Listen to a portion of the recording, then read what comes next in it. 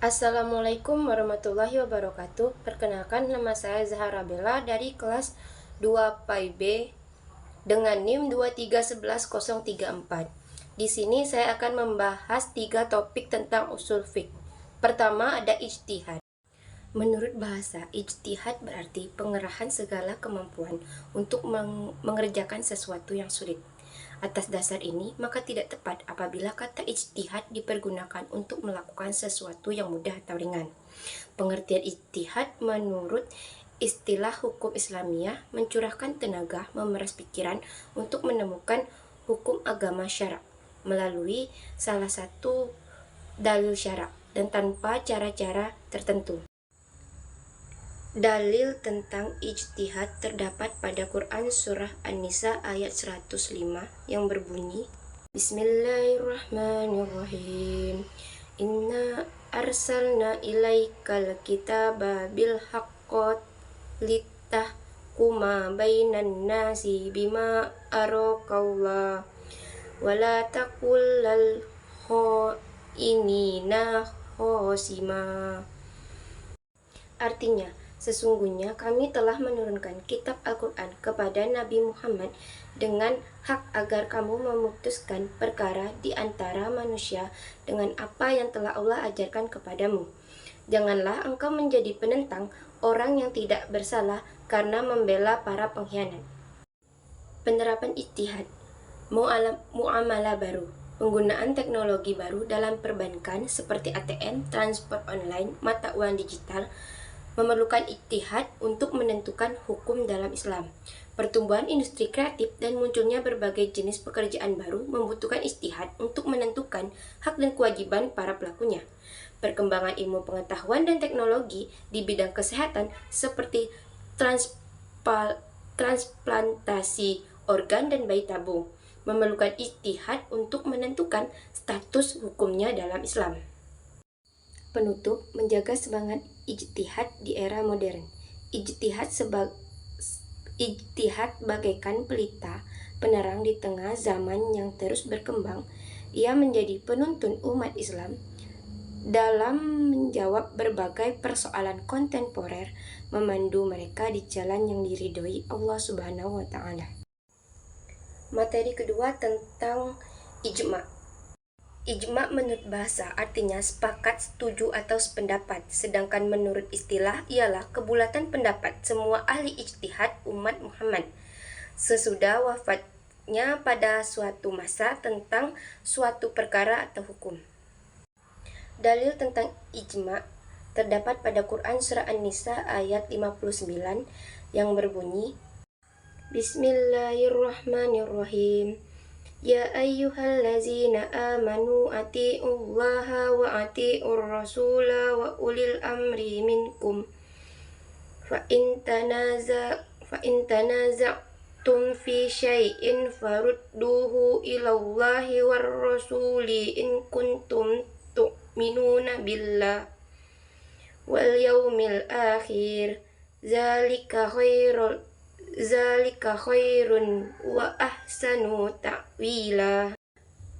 Artinya, wahai orang-orang yang beriman, taatilah Allah dan taatilah Rasul Nabi Muhammad serta ulul amri, pemegang kekuasaan di antara kamu. Jika kamu berbeda pendapat tentang sesuatu, kembalikanlah kepada Allah, Al-Quran, dan Rasul, sunnahnya. Jika kamu beriman kepada Allah dan hari akhir, yang demikian itu lebih baik bagimu dan lebih bagus akibatnya di dunia dan di akhirat. Penerapan ijma' mengatasi kekosongan hukum. Ijma' digunakan untuk mengisi kekosongan hukum dalam Al-Quran dan hadis.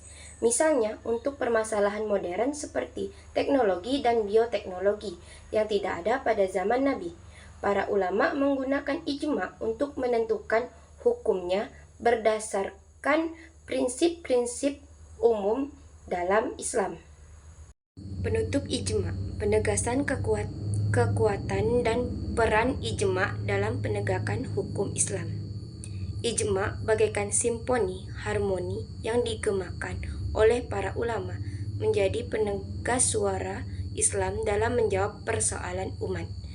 Kesepakatan kolektif Ini bukan semata penyatuan pendapat, melainkan manifestasi kesatuan umat dalam memahami dan mengamalkan syariat. Materi ketiga tentang istimbat. Istimbat berasal dari kata nab yang berarti air yang mula-mula memancar keluar dari sumur yang digali. Dengan demikian, menurut bahasa, arti istimbat adalah mengeluarkan sesuatu dari persembunyiannya, sedangkan secara istilah adalah mengeluarkan hukum-hukum fiqh dari Al-Quran dan Sunnah melalui kerangka teori yang dipakai oleh ulama usul. Dalil tentang istimbat terdapat pada Quran Surah An-Nisa ayat 83 yang berbunyi, Bismillahirrahmanirrahim. Wa iza ja'ahum amrum manal amni awil khawfi aza'u bi walau radduhu ila rasuli wa ila ulil amri minhum la'alimahul lazina yastambitunahu minhum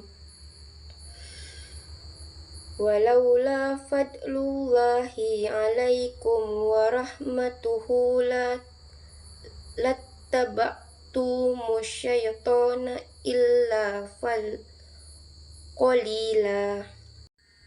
Artinya, apabila datang kepada mereka suatu berita tentang keamanan, kemenangan, atau ketakutan, kekalahan, mereka menyebarluaskannya, padahal seandainya mereka menyerahkannya kepada Rasul dan Ulul Amri, pemegang kekuasaan di antara mereka, tentulah orang-orang yang ingin mengetahui kebenarnya akan dapat mengetahuinya secara resmi dari mereka, Rasul dan Ulul Amri.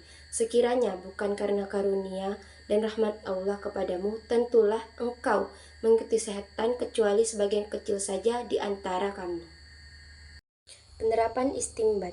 Hukum bayi tabung. Proses bayi tabung adalah teknologi reproduksi yang tidak ada pada masa Nabi. Ulama menggunakan istimbat untuk menentukan hukum prosedur ini dengan mengacu pada prinsip-prinsip dalam Al-Quran dan hadis mengenai keturunan dan hubungan suami istri. Mereka mempertimbangkan nilai-nilai dasar seperti menjaga nasab, garis keturunan dengan menghindari zina untuk membuat analogi dan memberikan hukum yang sesuai. Penutup istimbat menjembatani wahyu dan realita kehidupan istimbat, proses pengalian hukum Islam, laksana jembatan yang kokoh, menghubungkan wahyu yang suci dengan realita kehidupan yang dinamis. Melalui istinbat, kita berupaya memahami kehendak Allah dalam menjawab persoalan-persoalan yang belum memiliki nas syari', teks Al-Quran dan hadis yang tegas.